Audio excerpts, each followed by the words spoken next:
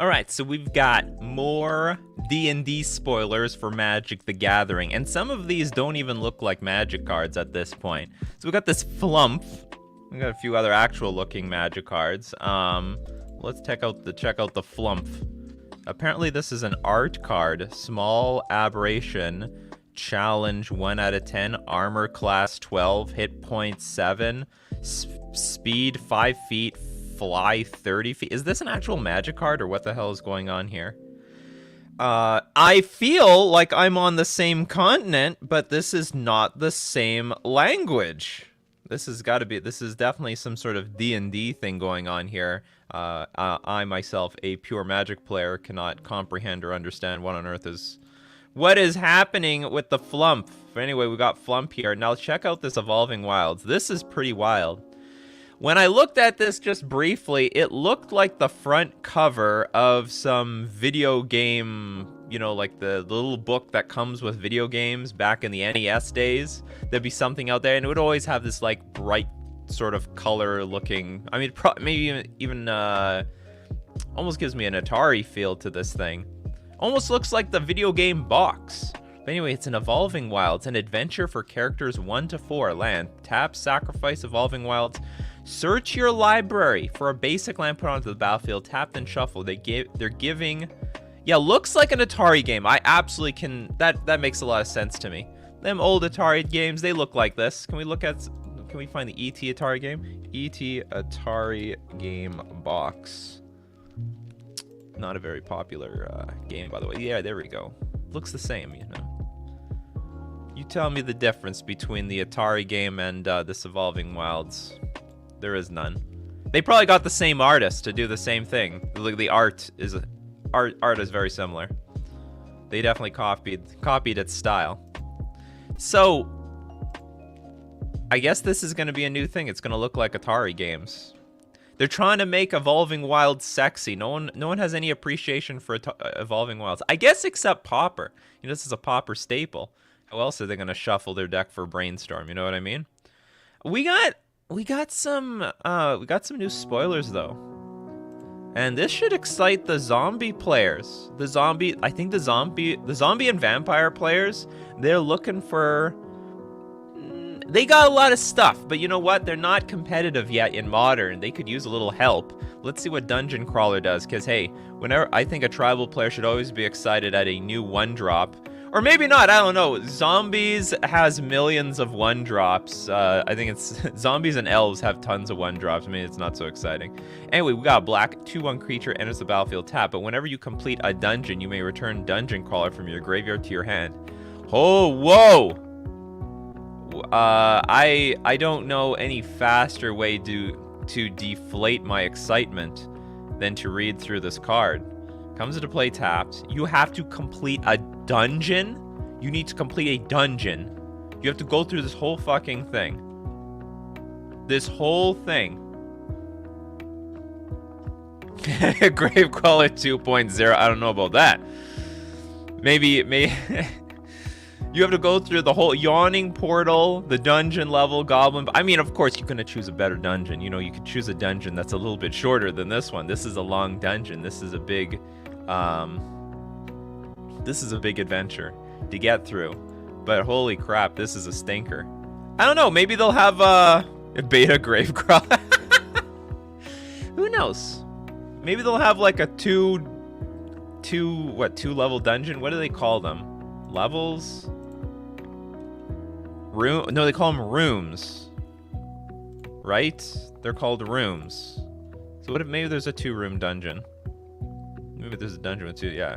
MTG as Richard Garfield wanted. Well, maybe in some alternate universe. That's what he wanted it on paper, but it's not exactly how the game got designed. Okay, so Dungeon Crawler. Is this set gonna be, I mean, okay, we may not have seen the heavy hitting cards. Maybe they're just giving us a taste. They're giving us a taste, like they're whetting our appetite for things to come. But so far, these dungeon cards are absolute crap. Now these dungeon cards, they have the potential to be Companion 2.0, because if there is a single modern playable card that can enter the dungeon, then you're free rolling on this. You're free rolling on gaining life and scrying 1 and creating treasure tokens and scrying 2. You're free rolling on all this, but it needs to be modern constructed playable. I don't even know if this crap is standard playable. Let's look at Cloister Gargoyle. 3 mana for a 0/4 creature, enters the battlefield, venture into the dungeon. Enter the first room or advance to the next room. As long as you've completed a dungeon, Cloister Gargoyle gets +3/+0 and has flying. My god, what do these games look like?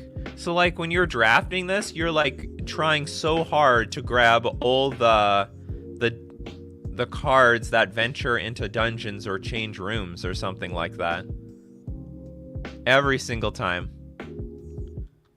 You can screw around in a dungeon or win a game. You could do one of those two things. And like when you're drafting, do you have to draft the dungeon as well? Like if you have a bunch of cards that can traverse into the dungeon, but you have no dungeon, are you just screwed? You just playing with a lot of real bulk? Because I mean, if you don't got no dungeon, this thing is a 0/4 for 3 mana. I mean, by even old, like even Homeland standards, that is awful. You know, that is just pure garbage. Their tokens everyone has? Okay. You always have access to them? So everyone can just bring... So you could, in theory, have it on a piece of paper or something. Dungeon's just a token that exists outside. So oh, you know what? Okay, so that's interesting. Okay. I was wondering... You answered a question. I was wondering if they're going to play around with rarities. Like, there could be a rare dungeon or a mythic dungeon, for example. So, I mean, they make you pay to have these adventures. Because when they showed all the dungeons, if you look at all of them, there's like a little bit of a tint. You know, there's a little. It's a slightly different color. We've got a slight green, gray, a little bit of a brown beige thing going on here. So yeah, there are free rolls. Oh my god, what's this site and its ads? I mean, I understand you gotta eat, but don't put your ads in front of my pictures. Anyway, so I don't know if we're gonna see some more developments. I think it's early. Spoiler season hasn't started, but it's coming up soon. We're gonna check out all the let's see all the jank. So either this set is gonna be absolute jank, or maybe there could be a companion 2.0 along the way. So welcome to the morning show where we discuss all things Magic the Gathering. Get your questions fired up. Let's have a great discussion this morning. Also, we do deck list reviews, so if you got a 75 you'd like some feedback on, submit it to us, and both myself and the community would love to give that feedback. So brew up your coffees. Let's brew up some Magic this morning. Welcome to Coffee and MTG for June 25th. 2021. I am your host, Nikachu, the Merfolk Master. Good morning, everyone. Good morning. Good morning, Thomas, Chris. Good morning, James, Galactic Center Core, Velton Vosh, Fraser T. Good morning, MTG Box, Aaron Massimo, Snuff, Alafa Fish, Richard, Kid Moto, Frederick LeMay, Stefan. Holy snap, we early today. Yes, I caught you off guard. It's a whole new Nikachu now. Maybe I got a new morning. Well, do you know what? Truth be told, I'm making a smaller breakfast because I ran out of hash browns. That's how I found the time. You know, those hash browns, they don't cook themselves. They take a while. You gotta flip them over like 10 times. You gotta get that nice golden brown. I get the square bricks. I get those rectangular bricks for my hash browns. That's how I do it. I love shredded hash browns, but I don't know how to make them. I can't make them. I can't make them like the restaurant makes them. Restaurant knows what to do. I don't know shit. I don't know how to do anything. I'm not good with the shredded stuff, all right? I actually have to pay money for the damn thing. That's what I gotta do. Yeah, good morning, Victor, Aqua Guy, Riker, 6mm, and Yvonne. All right, as usual, you know, this is a sponsored channel. Something's got to pay these bills. FusionGamingOnline.com. Deal of the week this week. Save 15% off all gaming accessories, deck boxes, sleeves, binders, dice, playmats, and more. Go check them out at Fusion Gaming Online. See their inventory. Remember, 15% off. This is the week to get it. But you can get an additional 5% off if you use coupon code Nikachu. Get even more better deals and also supports the channel. We're also going to thank Mana Traders, the premier place to rent Magic cards online. And, I mean, if you want to play the best deck week in and week out, and we all know that Modern Horizons 2 is really shaking up Modern. There's a new best deck every single week. You can stay on top of that metagame with Mana Traders. You can support the channel by using my Mana Traders link in the description below, or save 15% off your first 2 months using my coupon code Nikachu. Basically, the premier place to rent cards. All right, so you guys know the drill. 3 question marks before the question, 3 question marks after the question helps me find your questions amongst all the comments I get on YouTube and Facebook page. Or you can cheat with super chats. Make a donation with a super chat. Your question gets pushed to the top of my feed. All right, what do we got here? Some people ask some stuff very early. It's one of these early questions. Hey Nikachu, how often do cards get banned just because they are being ran into too many decks? I know Earl was kind of like that, but what others? So there was... Oh, let's go look at the ban list. Let's go take a look down memory lane. MTG banned and restricted list. I can't remember all of them. I mean, I can think of Oko. Off the top of my head, I know Oko. Almost Arkham's Astrolabe, but not really. I mean, it was played in quite a few decks, but not that many. No. I mean, some of these were just auto-banned before they even saw the light of day. That's Right Shaman was one. That was played in a lot of decks, and it was just too good. It's just too good.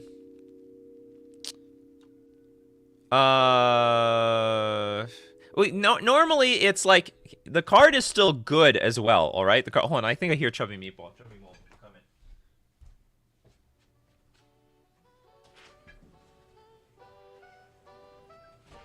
Chubby Meatball, you want to say hi? You want to say hi, Chubby Meatball? Chubby Meatball was out on the balcony. I got to keep the balcony closed. There's a lot of construction out there. Now keep in mind, it's not because the card. Oh, this card sees play in every deck. The card is usually very good as well. There's a lot of really good cards out there, but they're not a problem because they're only seeing play in like one deck. So you could say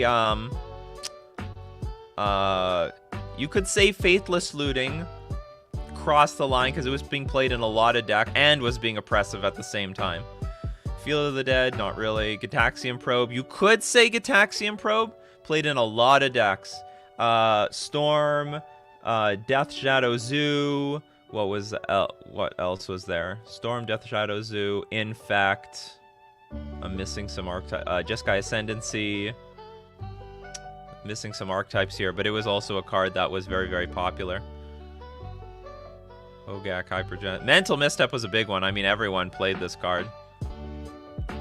This card, okay, you could say this card got banned because it was just being played in a lot of decks. Like, it's only okay. It's not even that great.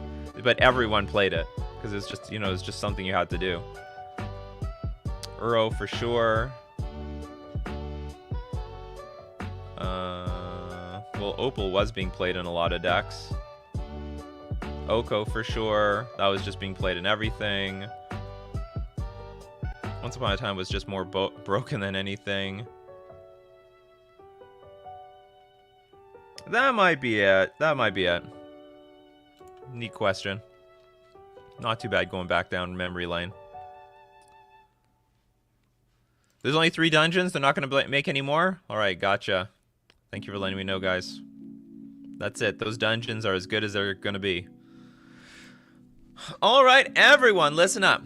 1 copy of Ren and 6 in Jund Living End. Thoughts? Living End? No, it's unplayable. You cannot play any spells under 3 mana in Living End. You'll just once in a while hit your Ren and 6 and screw yourself. Wait, basically you roll the dice. Instead of 100% of the time hitting Living End, you're only hitting it 80% of the time. Like, you do not want to hit that Ren and 6 in Living End. Mikey J, are there any good chess variants or are they all bullshit? I mean, it depends if you like those variants. I heard Atomic is really popular and Chess 960 is occasionally popular. I honestly don't care about the variants. I just like to play regular chess. Hoax, what do you think about all these special frame D&D lands? They're fucking weird. I mean, if this is the new frame, Like, I really don't care for it. So maybe this is going to be cool for D&D players. I'm obviously not the market. What they're trying to do is they're telling the D&D players, hey, D&D players out there, did you know we make other games around here? Have you heard of Magic the Gathering? Perhaps you would like to experiment with it. Oh, you don't? Oh, wait, let's push you in that direction. It's a similar lore type of thing. Wizards, things and creatures. I don't know. Maybe there aren't that many similarities. But anyway, I think this is a Magic set marketed for the Dungeons and Dragons players.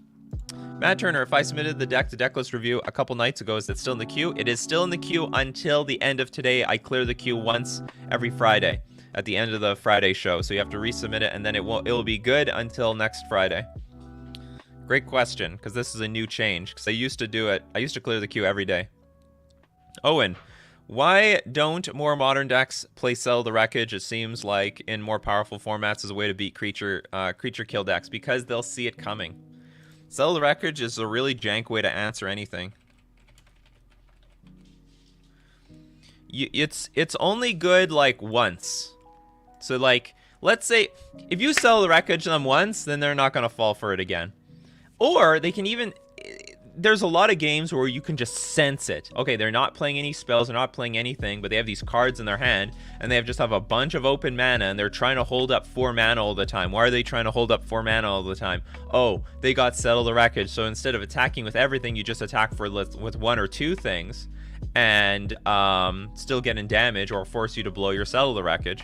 So it's a jank answer. It's not that bad of a card. Like, it is a actual competitive card, but it's not. There's a lot of people that overrate this card significantly. Chubby Meatball, you want to come on stream? Hold on, I'm gonna get Chubby Meatball. She's crying. I think she wants attention. I think she can give you guys attention. Chubby Meatball. Chubby Meatball. You're running like the wily coyote. Ooh. Ooh. Got you. Okay, Chubby Meatball, let's do the show together. Let's do the show together. Come on. Yes. Oh, she's running around everywhere. Where are you running around? Ooh, ooh, ooh. Oh. So this is good, huh? Everyone loves Chubby Meatball. She's a very cute cat. Okay, but how do I answer the questions at the same time? Damn it. I don't know, she's like running around the whole place like crazy. Like the Roadrunner or something. Like the Roadrunner. She is very pretty. She is very cute. But she never wants to be around while I'm streaming. I guess she doesn't like the noise. Simic or Monobloom or Folk, both of them, play the one you have more success with. I mean, they're both getting results. I'm probably gonna lean towards Simic. I just win more with Simic. What can I say? I can't play the old-fashioned patient mono blue anymore. I will say, if your metagame more on burn, more on prowess, you go mono blue. You play that Master of Waves. You get that those curse catchers. They'll do things for you. They do good things. Mobile Enthusiast. I would love to see a Dungeon Master sort of card with ETB if your opponents aren't in a dungeon. Force them into one of your dungeons. You control your opponents as they venture into dungeons. Maybe that works. Who knows? We'll see what happens. I think there's a lot of room to do stuff like that. Napoleon, we want the video. Cooks with Nikachu, hash browns. We cannot be satisfied without it. Go get a GoPro live hash brown success and failure. Maybe one. Maybe one day we'll do something like that. How Nikachu makes his breakfast. Well, we start with the coffee, then we get the water. You put 3 ice cubes in your water, take a slice of lemon, and I basically live off of that the entire day.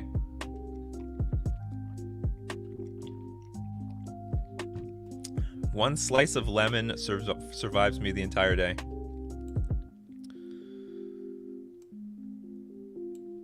What do you think about 4 Dothy Voidwalkers being played in some Jund decks? If they can make it work, it's fine. I mean, the card, the fact that it's unblockable, I think provides a lot of value to this card.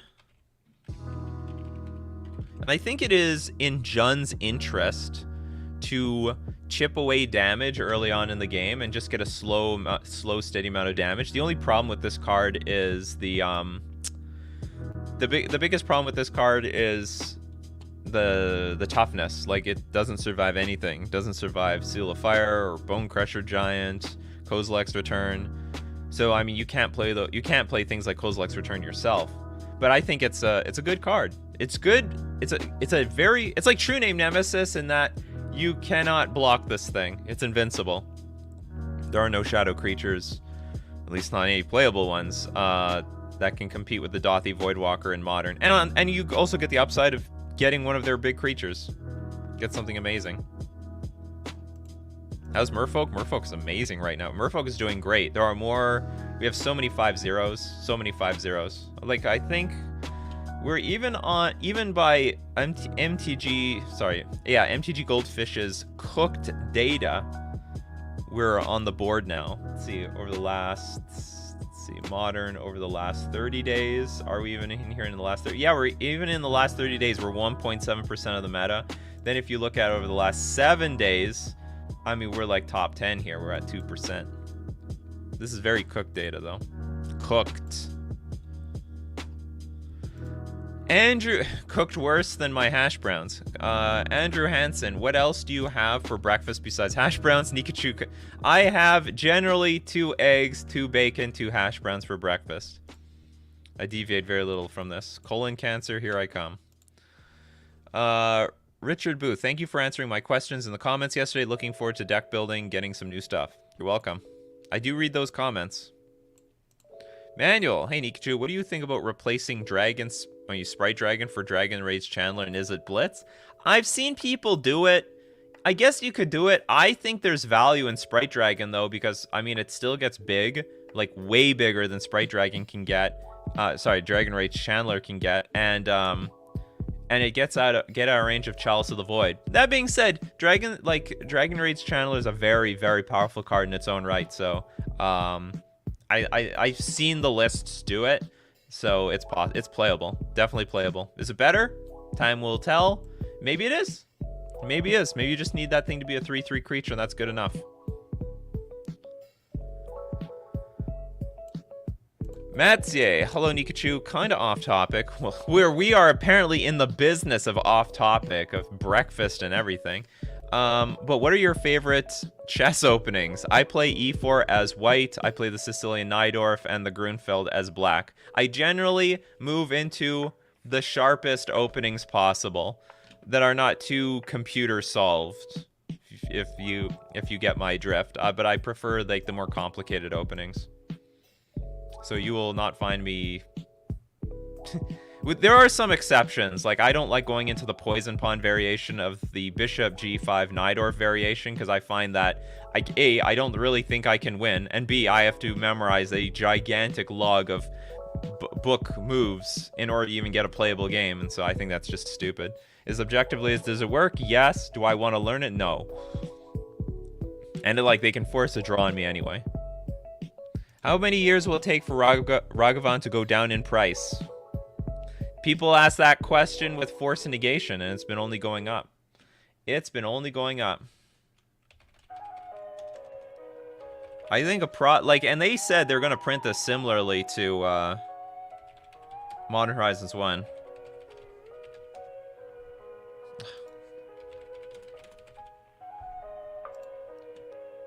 So if we look at the history of Force and Negation, it never really went down. And here's the deal, there were a lot of Force and Negation decks out there, and Legacy wanted it, and maybe, Commander wanted it as well. But Rajavan is going to be way worse. It's actually going to be way worse than Force and Negation, because there are so many red-based decks that can just play Rajavan, and people are going out of their way to play Rajavan, and it's a much more proactive card. And because it's proactive, you want to play between 3 and 4. I know it's legendary, so some decks are playing 3, but, fact of the matter is, a lot of control lists are only playing, 1 to 2 Force and Negations in their 75. And this is rare! This is rare! This is a rare card, all right? This is a rare card. Rajavan. Oh, no, I don't want the token. Rajavan is a mythic that needs to be between 3 to 4 copies in a deck. There's like a billion archetypes. Look at all these archetypes. Look at it. This is fucking nuts. This might be the next $200 card. I think this is gonna hit. I don't want to predict anything, but I think this could potentially be the next, like, the most expensive card I ever remember was Tarmogoyf back in the day. This could rival it. This really could rival it. Did the token have a good price? Oh yeah, 41 cents. If only. So how did you go from 41 cents to $80? How did that happen? So the thing is, like, it's just played in too many decks, and this is like, okay, you could ignore the legacy ones because who cares about the legacy players? But in modern, that's a completely different deal. Like, everyone wants to play this thing. You look at, can we go back to Force Negation? Actually, it's being seen. Oh no, but it's like, you can ignore the vintage and legacy decks because those players don't really matter. No one's really. There's not a very large pool of players buying up play sets of Force Negation, or even like, let's look at a survival deck. How many Force Negations are you really running? We've only got. Oh, we got 4 Force Negation. Okay. So maybe even in Doomsday they're playing with millions of Force Negations. Or Force of Will. How many Force Negations? I don't see any Force Negations. How are you on this list? Oh, we have 1 Force Negation. Yeah, so like when they are using Force Negation is not. It's not like you're gonna play a 1 of or 2 of Rajavan. You're gonna play 3 to 4. Is what I'm trying to say. You're gonna play 3 to 4, and not many people really needed the Force Negation. Like, the legacy and vintage community is not going to like suck up all the Force Negations, but Rajavan is totally different. So I don't know if I see this card getting cheaper. This card could go this card could become the most expensive card ever in modern. It could go that way.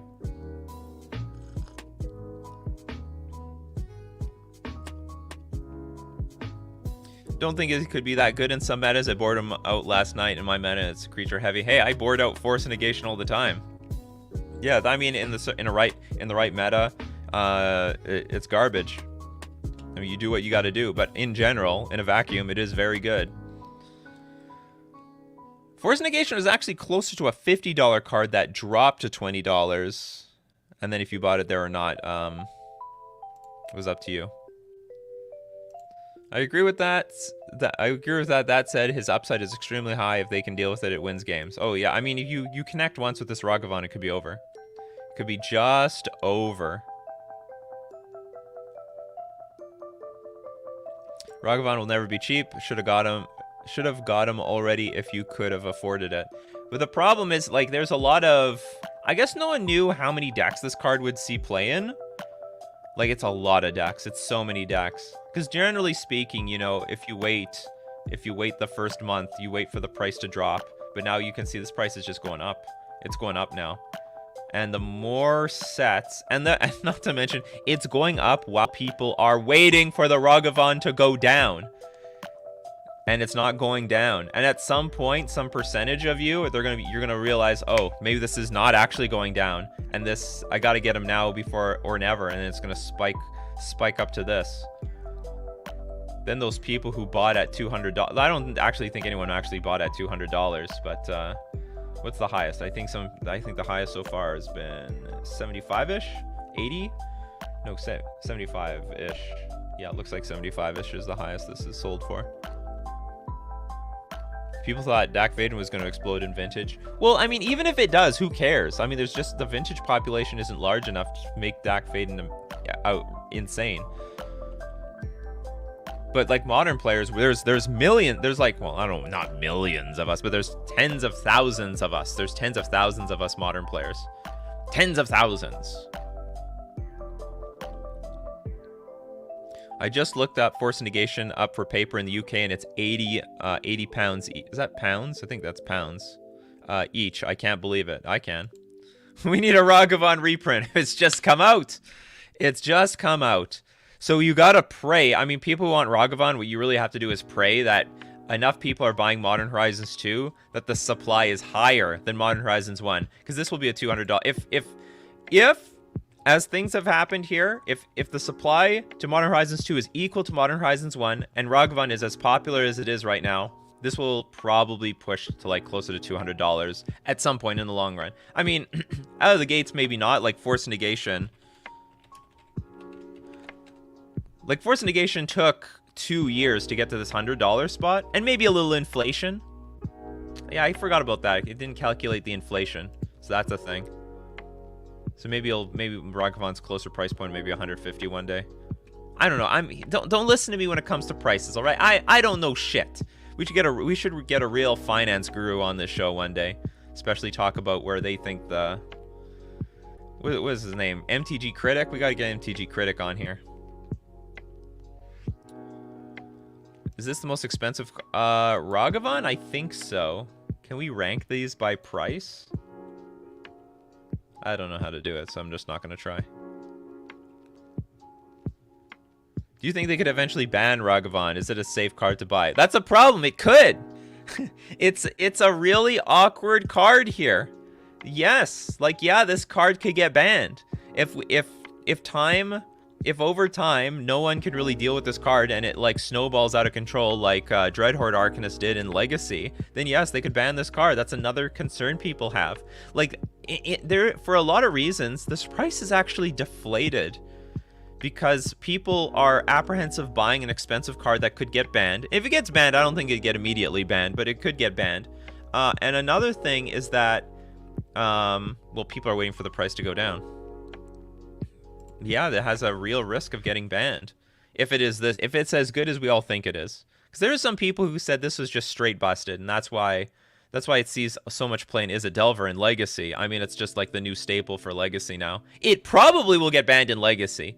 So you just gotta hope that it doesn't get banned in Modern. But look at all the archetypes that's being played. Mardu, Blue-Red Aggro, Black-Green Aggro, Jund Shadow, Grixis Aggro. What? Blue-Eye Control. That's... Oh, it must be Jeskai Control.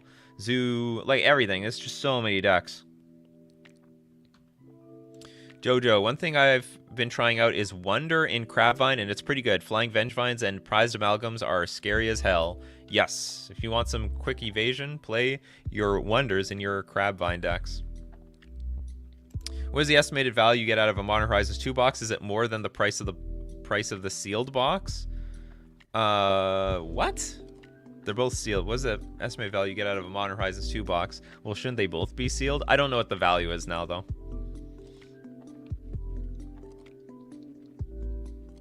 Force Negation is 123. Yeah, but that's Canadian dollars. Canadian dollar. A Canadian dollar crappier. We have crappy Canadian dollar. So our dollar's worth... It's not worth more, it's worth less. Hence, you have to spend more Canadian dollars to get something of equal American dollars.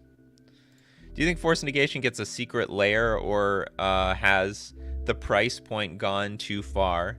No, it could get a secret layer. They just increase the price of the secret layer. Like, not all the secret layers are $30. Some secret layers are like $100, you know?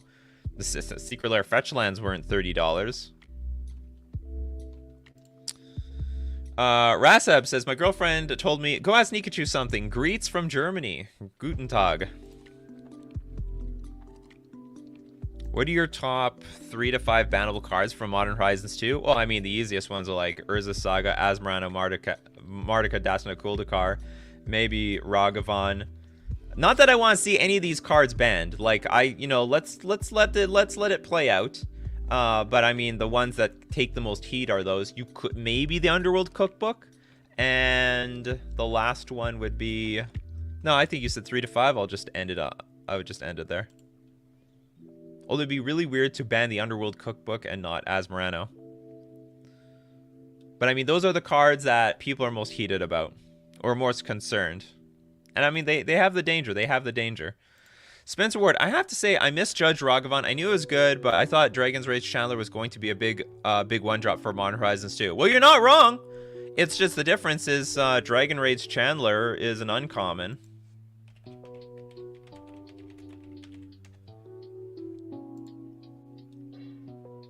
And, like, who cares? This is a card. This is going to be interesting to see where this uncommon goes. I mean, this is a super premium uncommon. This is probably a card everyone slept on pre-ordering season. This was a good pre-ordering card. I should make a video about that. Like, you know, the best cards to pre-order because they're underrated and they're really cheap. Because this one was completely slept on.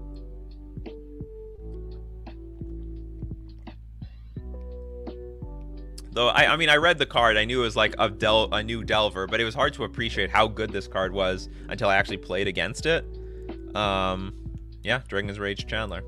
But, you know, and it's probably not going to get banned. It's good value and stuff like that, but it doesn't get, like, ahead on mana. I think mana is the most important resource right now. Noah, what deck should a person buy into if they haven't played in 5 years and own no cards? One of them could be Mono Red Prowess, another one could be Mono Blue Affinity. Those are like pretty cheap decks overall. Like Urza Saga, you could make them budget, is what I'm trying to say. You can make those two budget, and they'd be still pretty powerful, in my opinion. Zarvlad, if you want to rank prices and cards in the set, you can easily go on. Yeah, I easily could do that if I know how to do it. Anything is easy when you know how to do it. Oh, Grief is inevitably going to enable some consistent turn 3 win deck with protection. Yes, that's possible. Well, I don't know. I still think Grief is held in check because a combo deck generally mulligans, and the more you mulligan, the worse Grief gets because you already have to pitch a card. So the resources still matter. I mean, like Unmask, I don't think is taking over Legacy, and I don't think an Unmask-like card would take over Modern either. I will say it might help get a particular combo banned, but I don't think it's gonna get. I don't know if Grief gets banned. It could get the combo ban though. If you play Grief and you're too much, you're gonna get your combo don't exist no more. How are the free evoke creatures doing in the modern meta? They all see play actually, all of them. Yeah, the one I don't see the most is Endurance, but maybe that's because I'm not a graveyard deck. They all see play. The most underrated one, the what was it? The red one?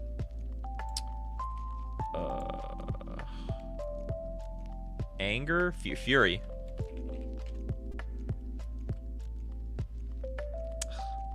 Here we go, Fury. This actually seeing a lot of play. Seeing way more play than anticipated. It's a 3/3 double striker. It's actually reasonable to cast. Like, so there's some Ponza decks that play it. And the fact that you can, like, clear the board really early, 2 for 2 your opponent, sometimes 2 for 3 of them, is actually a big upside. So Fury, a very underrated card. Maybe underpriced here. And really nice. This is a beautiful art. I am a huge fan of this art. I love the blue contrasted with the red.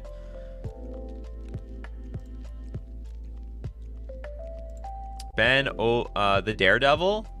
Maybe. I don't think so. I don't think this is a card they ban.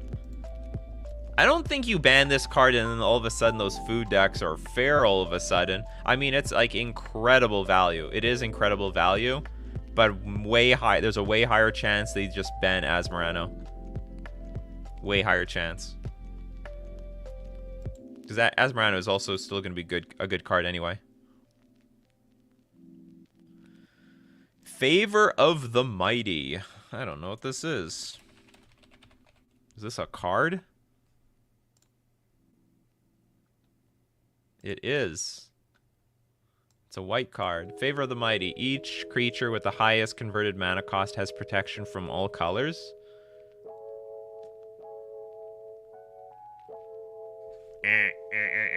Two thumbs down. I don't like it. I don't like it. Each creature with the highest converted mana cost, you just put this in play. I think you can live without this card. You should, like, if you're playing Affinity, you should just play with more artifacts. You can't afford to play cards like this. You've got Etched Champion already if you want. If you want protection, you just play Etched Champion. And most of your creatures are evasive anyway. They either fly or can't be blocked by flyers. Or you get, like, what's it called? Shadow Spear from your Urza Saga to give your stuff trample and lifelink. Like, it's just completely unnecessary to play this card.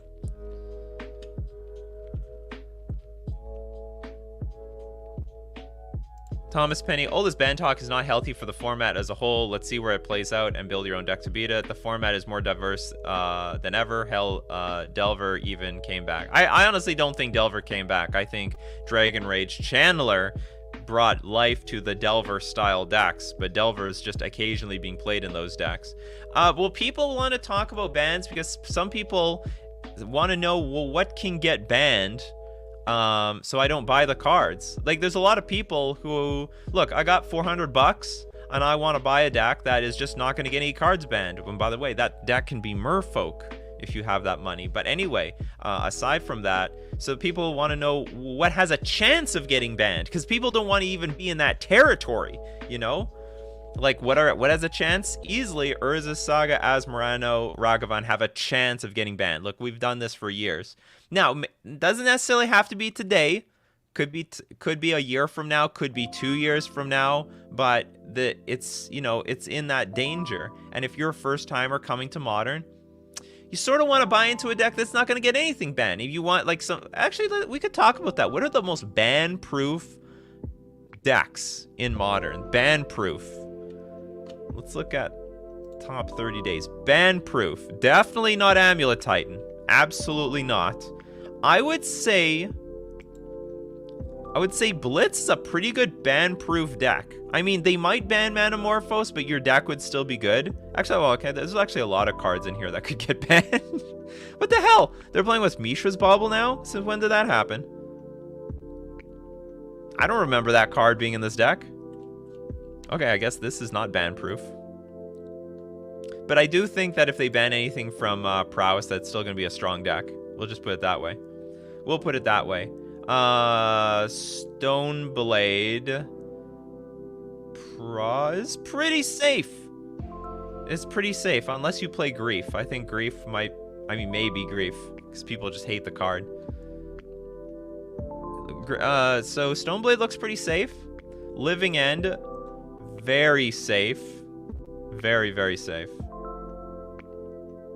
I better not say that and then they ban it from who knows what, because like now that they're playing at instant speed and can protector combo with Force Negation, maybe there's some new cards in the future that will enable the damn thing. Tron, Burn, Jund, Blue-Eyed X Control. No, Control gets cards banned from it all the time. So I wouldn't say Control is completely out of the water. Burn, yeah, Burn is pretty safe. That's an oldie and a goldie, but the problem with Burn is sometimes it's great, sometimes it's crap. So that's it's the risk you live in to take. Yeah, Debobble is for Dragon Rage Chandler. So for the versions with playing Dragon Rage Chandler. Crashing Footfalls. I mean, there's a weird outside chance that maybe Shardless Agent gets banned. I doubt it. Maybe we shouldn't say this is 100% safe, but it's not the most dangerous thing. Urza's Kitchen, that's not safe at all. So Control, high chance to Fairy Time Raveler gets banned one day. High chance. Not to say that's not good. That's gonna like make the deck unplayable. So this is a pretty safe deck still to buy into.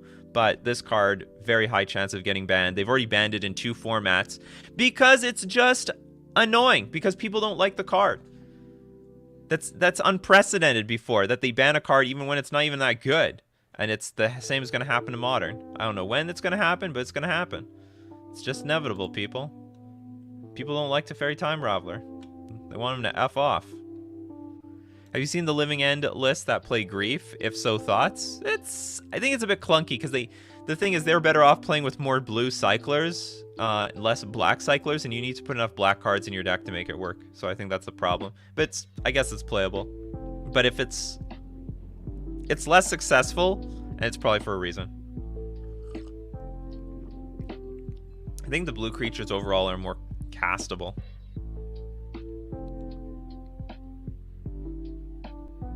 This makes me this probably is a very good video idea. I should actually make this for my main channel. This is a great idea.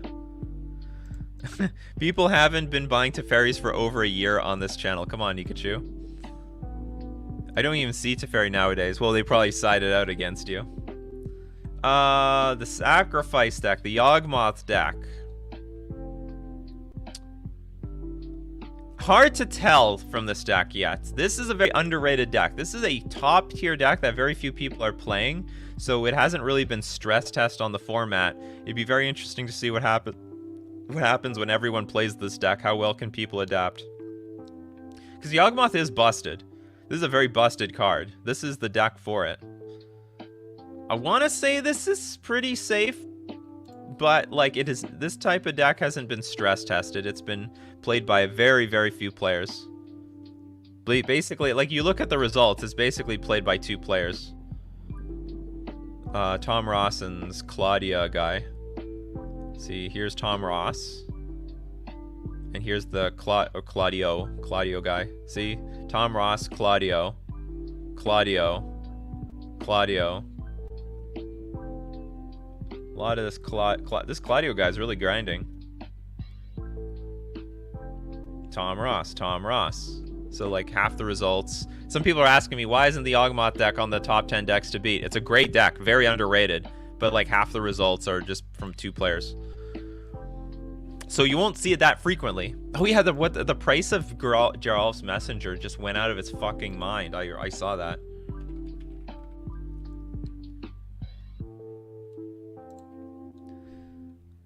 Well, I mean, according to this, I mean, it could be all BS. I like looking at the price of the MTG stocks makes it entertaining. So the price went to like what, 35 bucks, maybe higher, because of the new deck, Yawgmoth deck. Yawgmoth deck is real. Okay, hold on, but we're on a mission here. Okay, what other decks are safe? Niv to Light. I wouldn't say Omnath is the safest of decks. Niv Mizzet's pretty safe. Wrenn and 6 also not the safest of cards. All it takes is like, I don't know, one good land card and boom, Wrenn and 6 is banned. Yeah, so for that reason, you can't say Jund is 100% ban proof because Wrenn and 6 is so close to crossing the line, and it just comes down to like if a good land card comes out, it would just get abused by Wrenn and 6.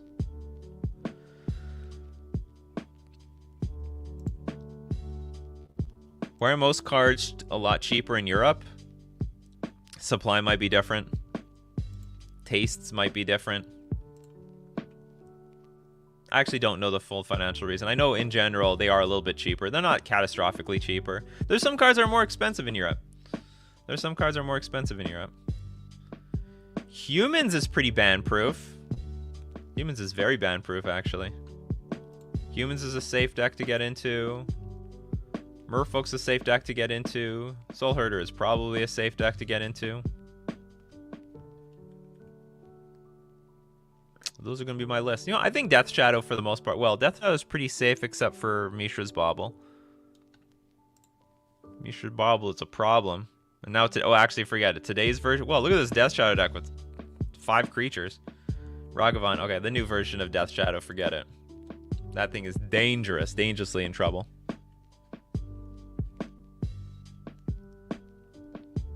Shadow Spear is poised to become expensive? No, because it's only a 1-of. Cards only become expensive when you need like 4-ofs of the card. Shadow Spear is just a 1-of in Urza Saga deck, so not going to be expensive. Good morning, Zenar. All right, it's time to switch course. It's time to change. How do I put it? We're switching things up because we're moving on to deck list review. All right, this is the point where you can submit a deck to the channel. Just remember, after today's video or today's live stream or today's podcast, what do we call this show? Come on, Coffee Crew. I am going to reset the deck lists and erase them, so you have to submit it after today, but for today, it's still available. So you go into my Discord. Sorry. You go into my the description. You join my Discord. There's a link to my Discord. Then you go to the channel deck list review and you enter the command !review deck space, put the URL to my deck list, press enter, and you will be eligible at random. You'll be put in a queue, but everyone is eligible at random to be chosen for deck list review. Shadow Spear will eventually be a $20, $30 card. Well, where is it now? people losing your mind? Or is it like really spiking? It's $10. I mean, that's not cheap. It's a very unusual... I guess it's a commander card, right? That's got to be a commander all-star. 1 mana equipment. I mean, the whole... The +1/+1 trample lifelink, that's for modern. The whole permanents your opponents control lose hexproof and indestructible until end of turn, that's for commander. They nailed 2 markets at the same time, people. They nailed 2 markets at the same time. R&D, they're smart. They know how to get everyone's money. All right, good luck, everyone. Let's do Decklist review. Nathan Joe. Congratulations, you're the next contestant on Decklist review. We got an Esper Stoneblade deck. It's Esper Stoneblade. Today I am on MTG and beer. Too hot for coffee. Yeah, I can agree.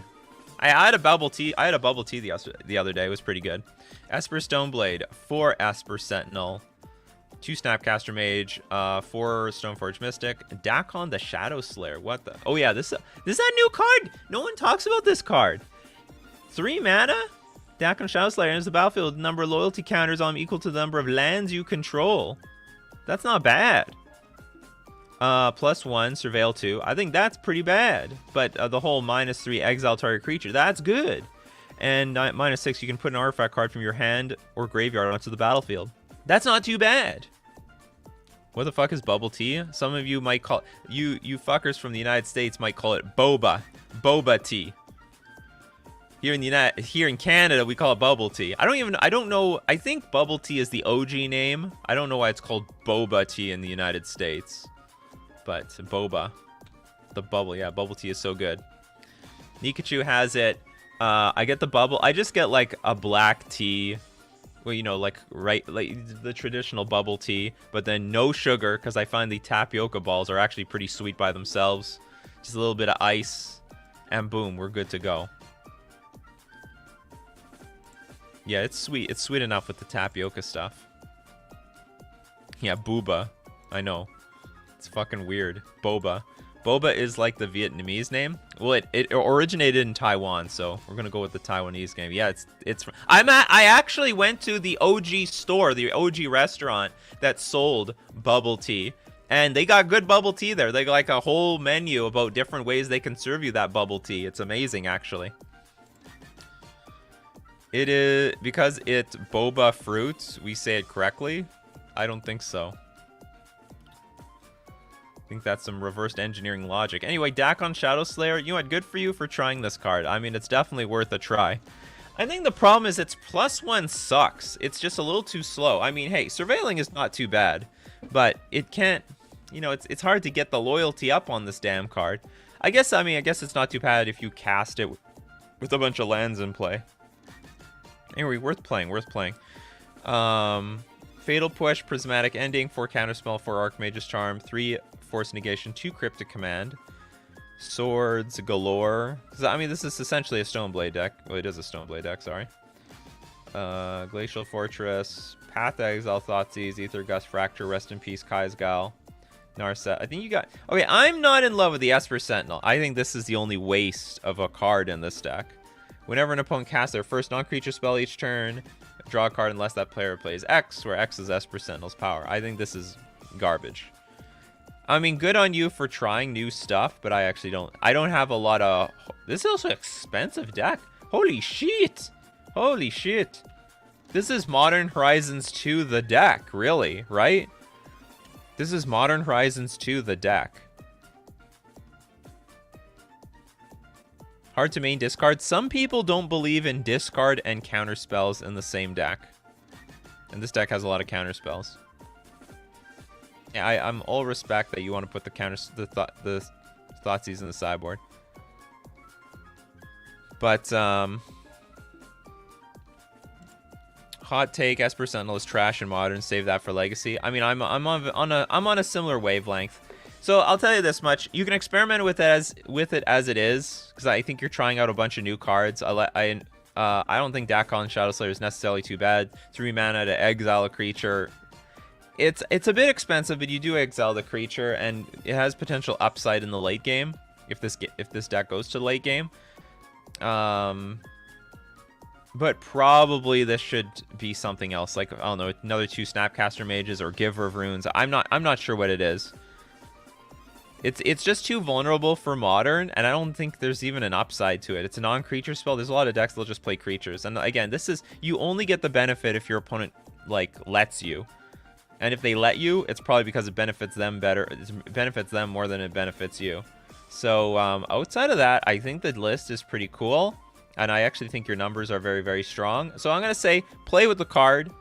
If it doesn't work out, just be like, you should just like recognize, okay, I'm not really winning with this card. It's not actually doing that much. Replace this card with something else. But I think actually you built your deck very well. It's a very nice list. I think more people should experiment maybe with Dakon. Maybe, you know what the problem, I probably understand why people aren't experimenting with this. Is because people are more, they want to play Jeskai. They want to play with Rajavan. They want to play with Dragon Rage Chandler. So Jeskai suck the spotlight out, and less people are likely to go Esper is the deal. Anyway, cool list. Cool list. Good luck with it. Actually pretty well designed. Really good, clean numbers. All right, next up is Conman 156. So there's, of course, a lot of Conmans out there. Modern Enchantress. Okay, I hope some people know more about Enchantress than I do, because I've not been paying attention to these lists at all. Okay, we got Destiny Spinner. This is a really good card, isn't it? Creatures and enchantment spells you control can't be countered. Target land becomes an elemental. Sanctum Weaver, of course. 4x. 0/2 add X mana of any one color, where X is the number of enchantments you control. And of course, it's an enchantment itself, so you're going to add at least 1 mana. Sith's Harvest Hand. I think this card is busted. Whenever you cast an enchantment spell, gain 1 life and draw a card. Citizen Champion. Whenever a plus enchantment enters the battlefield under your control, put a +1/+1 counter on Citizen Champion and draw a card. Yeah, that card's pretty good. But where's... You've got... Yeah, Enchantress Presence. On Thin Ice, that's a good card. Utopia Sprawl. Fertile Ground. Whenever enchanted land is tapped for mana's control, it adds 1 mana of any color to their mana pool. Okay, that's not bad. Sterling Grove, very, very powerful. Enchantress Presence. Whenever you cast an enchantment spell, draw a card. Phyrexian Unlife. Solemnity, so you got your 1/ofs to... Is that Ninetales card? I'm wondering, does that Ninetales card work in this deck, or is that just a win more? Where's that? What? No, sorry, not Ninetales. 9 lives. Like, doesn't that combo with like Solemnity? Hexproof. If a source would deal damage to you, prevent that damage and put an incarnation counter when there are 3. No, it's Solemnity. No, well, wait. Yeah, Solemnity. Players can't get counters. I don't know. Is this like a win more card? Or... Because I don't know. Because maybe Solitary Confinement does something similar. At the beginning of your upkeep, sacrifice this. Unless you discard a card, skip your draw step. You have Shroud. Prevent all damage that's dealt to you. And Sigil of the Empty Throne. Whenever you cast an enchantment spell, put a 4. I mean, this is a reasonable win condition as well. You have Hall of Heliod's Generosity. I don't know how important that is, but it's something. So, I mean, I like the list. I mean, I think it's pretty good. I just don't know how well it plays in practice. Is this a Chrono Trigger song? I do not know. No, it's a Pokemon song.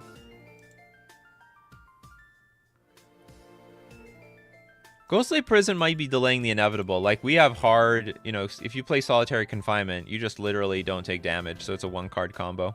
Just no room for Ghostly Prison. Back in the old days, if you wanted to play an Enchantress deck, you had to play stuff like Ghostly Prison. These days, just say F it all. Jim Davis almost decked out on the Enchantress games. So should this be like a Yorion deck or something? Are any of these like you draw a card on ETB whenever enchantment enters the battlefield under your control? Has anyone tried that yet? Yorion Enchantress? So you go to 80 cards? Like, I'm sure you can fill up the slots easily. And then like if you blink everything, that has to be huge value.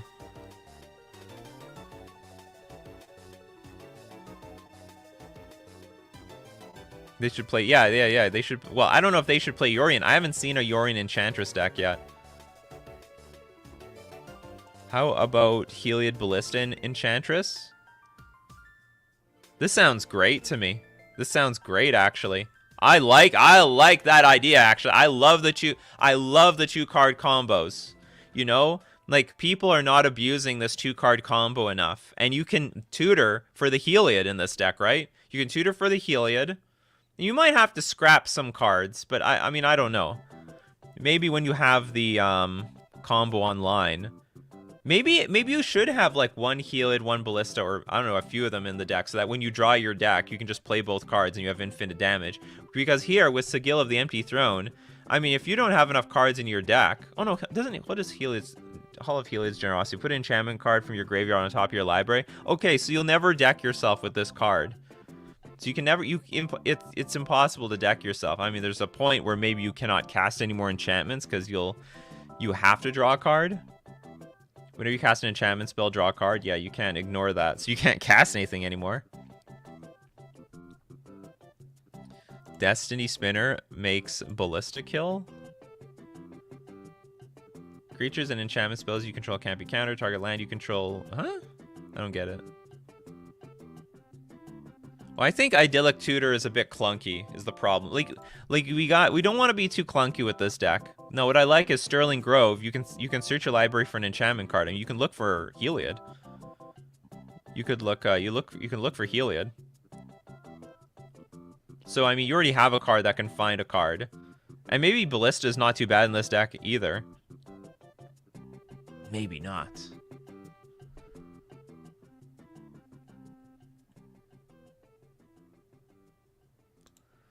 Card Market's got a video with blue for freed from the real to combo off. I'm not familiar with it at the moment.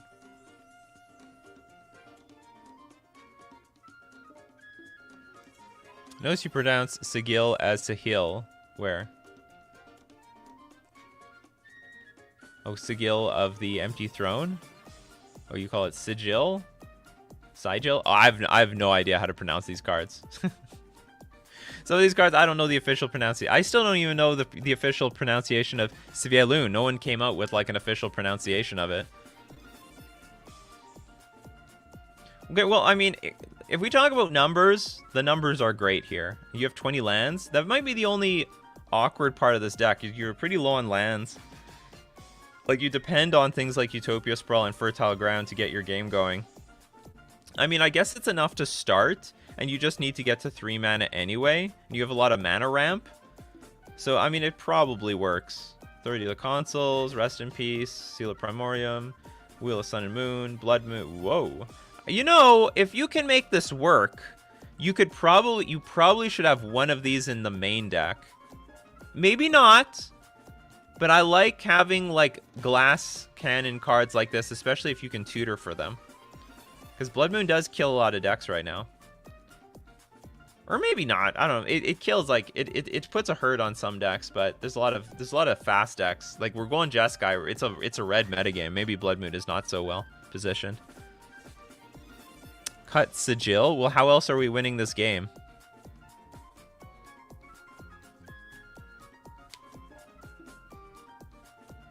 Oh, it's pronounced Sigil? Sigil it is.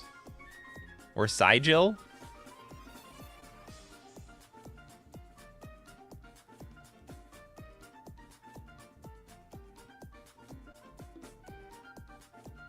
Would Helix Pinnacle?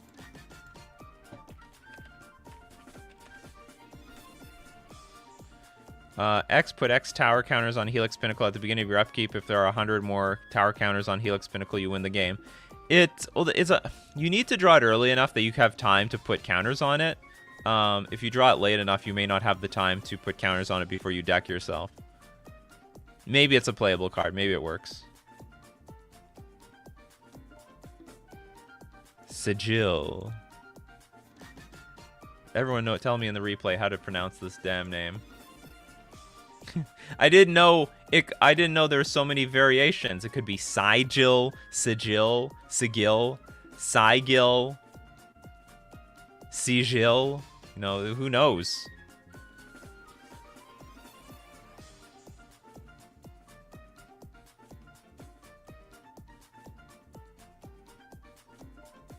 Helix is better in a Freed combo deck. Freed plus Sanctum and Helix, Pinnacle, or Myth Realized could potentially win on turn 3 if uninterrupted. Not that it's super likely. Yeah, I would not account on anything to be not interrupted in Modern. Modern is the interrupt. Like, what I like about this one, I mean, it's a bit clunky. It's a clunker, right? But it will get the job done. I think the risk, though, is the turn that you grab it, you might deck yourself before you make enough white angel creature tokens. That's the only problem. Because, I mean, I've seen this deck in action. You start drawing like 4 or 5 cards a turn. I wonder, should this deck play something that can, like, continuously loop from the graveyard cards? Oh, no, but it doesn't matter. Because if you need to draw 3 cards, you can only put 1 card on top. It doesn't change anything. There's also Sig L. Yeah, Sig L. It's a lot of different ways. It's actually pronounced Signorni Weaver, sir. Signori? What? I don't know.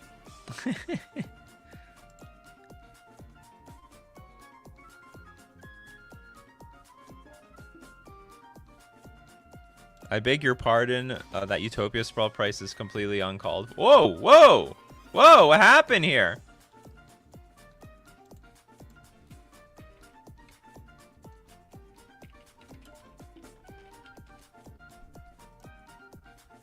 What happened? What happened? Is there only one printing of this? There's only... No, they reprinted this card. Wow, imagine they didn't reprint this card. That'd be nuts. This is the most expensive common in the game. It's gotta be. It's gotta be the most expensive common. That's ridiculous. That is just beyond ridiculous. People need 4s of this card. This is the most expensive uncommon in the game. Sorry, the most expensive common. Unless this is an uncommon. Is this uncommon? It looks common to me, but I can't tell. That's ridiculous. 15 bucks. Play set of a common is $60. We are living in the future. We are living in the future. Anyway, there were some suggestions for potentially different win conditions. You could consider it. I think the deck as built is pretty good. I haven't never played with the deck, so I mean, I don't know how good or bad this win condition is. Certainly you're not going to win with these other cards. But the win condition is the only thing that is potentially, you know, up in the air. I think for the on the most part, the deck is built pretty well. The numbers look pretty clean, so good luck with the list. All right, that's it for Coffee and MTG today. It's common, but it has an uncommon reprint. Okay. It's the most yeah, it is the most popular mana dork in Modern right now because you cannot lava dart the thing. You cannot kill it. You cannot bolt the bird. You do not bolt the Utopia Sprawl. The Sprawl just lingers on. It grows. All right, so that's going to be it for Coffee and MTG today. Thank you very much for joining me. You want to see the replay, go check out Nikachu MTG Streams, my alternate YouTube channel for all the replay goodness. If I didn't get to your comments, questions, or Decklist, hey, we do this Monday to Friday, 9 o'clock a.m. Central Standard Time. Be there or be square. If you want to support Coffee and MTG and you do not already, you could always drop a sub at twitch.tv/NikachuMTG. You can become a patron at patreon.com/NikachuMTG. And I've got 1 billion patrons recently. The next video I make, I got to like list off like 30 new patrons. All of a sudden, Merfolk the deck and everyone's back, you know? But I appreciate you all coming back. And also, you can hit the join button on YouTube. So thank you very much joining me today. It was a lot of fun. These new we're gonna have the spoiler season. The spoiler season is coming out, so you don't want to miss that. We're gonna have a lot of fun looking at all the new spoilers coming out in the Dungeons and Dragons metagame. Let's hope. I mean, I don't know. Are we hoping for good cards or we're hoping for bad cards? Because at this point, you know, in the past, we're all like, come on, something playable in Modern, something playable in Modern. Now people are like, come on, crap. Just don't change Modern too much. Don't change Modern too much. I think people have conflicting motivations these days. But we're going to see what they bring up. Are there any new cards to bring the dungeons into competitive play in Modern? We'll have to wait and see. So keep brewing up that coffee. We'll keep brewing up magic. See you later, Coffee Crew. Take care. And have a good day.